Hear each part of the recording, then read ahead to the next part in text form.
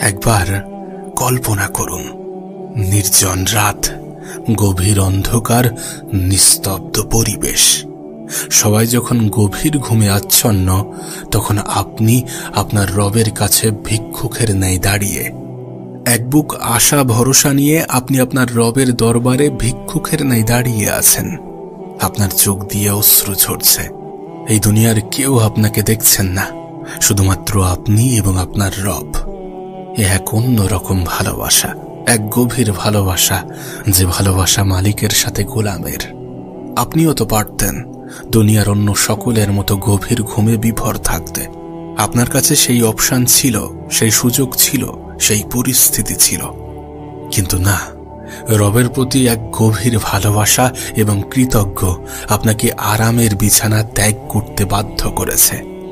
যখন আপনি আপনার রবের জন্য, আপনার আল্লাহর জন্য, আপনার স্রষ্টার জন্য, আপনার সৃষ্টিকর্তার জন্য একটু ত্যাগ স্বীকার করবেন, তখন তিনি আপনাকে আপনার ত্যাগের চেয়েও অনেক বড় জিনিস দিয়ে আপনাকে পুরস্কৃত করবেন, আপনার অন্তরকে প্রশান্ত করবেন।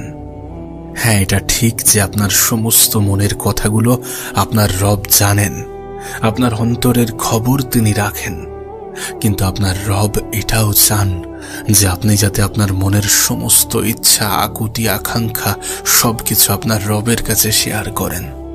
আর আপনি এই সব কিছুকে ছেড়ে যখন রবের কাছে কিছু চাইবেন, যখন এই পৃথিবীর মানুষের কাছে আশা, আস্থা, বিশ্বাস না রেখে আপনার রবের কাছে রাখেন, আপনার রবের উপরে রাখেন, তখন তিনি খুশি হয়ে যান। আর যখন আমাদের রব খুশি হয়ে যান, তখন তিনি উত্তম পুরস্কারে পুরস্কৃত করেন। একবার ভেবে দেখুন আপনি আপনার মনের সমস্ত ইচ্ছা, আকুতিগুলো আপনার রবকে খুলে বলছেন। আপনার ভাঙা হৃদয় নিয়ে, আপনার ক্লান্ত দুশ্চিন্তাময় জীবনের সমস্যাগুলো যখন আপনি আপনার রবের সাথে শেয়ার করছেন, তখন আপনার রব আপনাকে বলছেন, হে আমার বান্দা, আমি জানি কেন তোমার অন্তর এত বিক্ষিপ্ত, আমি জানি কিসের জন্য তোমার এত হাহাকার। দুঃখ পেও না, দুঃখ পেও না, কষ্ট নিও না। আমি তোমার সঙ্গে আছি, আমি তোমার সাথে আছি। আমি তখনও তোমার সাথেই ছিলাম যখন এই দুনিয়াতে তোমার কোনো অস্তিত্বই ছিল না। আমি তখনও তোমার সাথেই ছিলাম যখন তুমি তোমার মায়ের গর্ভে এক অজানা পরিবেশে জীবন কাটাচ্ছিলে। আমি তখনও তোমার সাথেই ছিলাম যখন তুমি আমাকে চিনতে না, আমার বিষয়ে কিছু বুঝতে না, কোনো ধারণাই ছিল না। আর এখনো আমি তোমার সাথেই আছি। তুমি ধৈর্য ধরো, সালাত আদায় করো, ধৈর্য এবং সালাতের মাধ্যমে সাহায্য চেয়ে যাও। আমি তোমার পাশেই আছি। এই দুনিয়াবাসী তোমাকে কিছুই করতে পারবে না।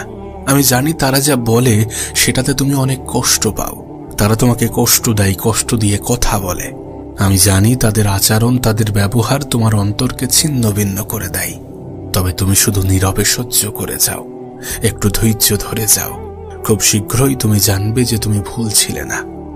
হে আমার বান্দা, তুমি সবসময় আমাকে বলো যে কেউ আমাকে বোঝে না, আপনি তো আমাকে বোঝেন। হ্যাঁ, আমিই তোমাকে বুঝি।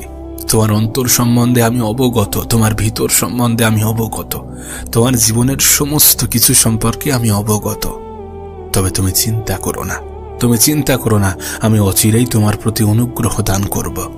তুমি না সবসময় বলো যে আল্লাহ পাক কারোর সাধ্যের বাইরে অতিরিক্ত কিছু চাপিয়ে দেন না? তুমি ঠিকই বলো। তোমার রব তোমার উপরে এমন কোনো বোঝা চাপিয়ে দেবেন না, যেটা তুমি সহ্য করতে পারবে না, যেটা তুমি সহ্য করতে পারোনি। তুমি যে সবসময় ডেকে বলো, হে আল্লাহ, আপনি আপনার প্রতিশ্রুতি পূর্ণ করুন, আমাকে কষ্টের পরেই স্বস্তি দিন। তুমি চিন্তা করো না, আমি আমার প্রতিশ্রুতি খুব দ্রুতই পূর্ণ করব। তুমি শুধু সবর করে যাও, বিশ্বাস রাখো এবং তাওয়াক্কুল করে যাও।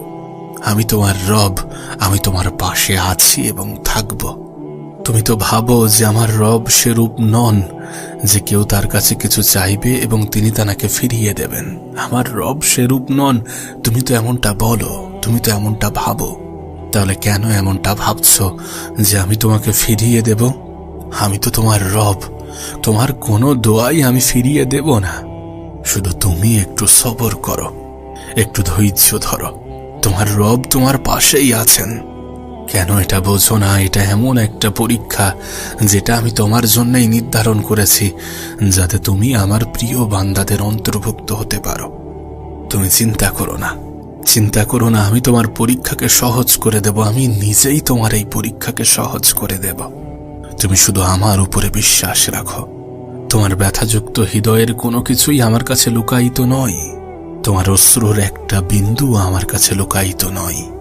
আমি তোমার প্রতি আমার অনুগ্রহ অবশ্যই নাজিল করব, আর তুমি সন্তুষ্ট হয়ে যাবে।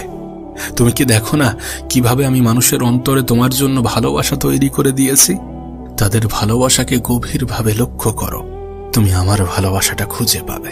এই দুনিয়াবাসী যত না তোমাকে ভালোবাসে, তোমার রব তোমাকে তার চেয়ে অনেক অনেক গুণ বেশি ভালোবাসে। আমি তোমাকে ত্যাগ করিনি, আর না তোমার উপরে রাগান্বিত। আমি তোমাকে তৈরি করেছি যাতে তুমি আমার সব থেকে প্রিয় বান্দা হতে পারো। তুমি কি আমার কাছ থেকে এটুকু জিনিস চাও না?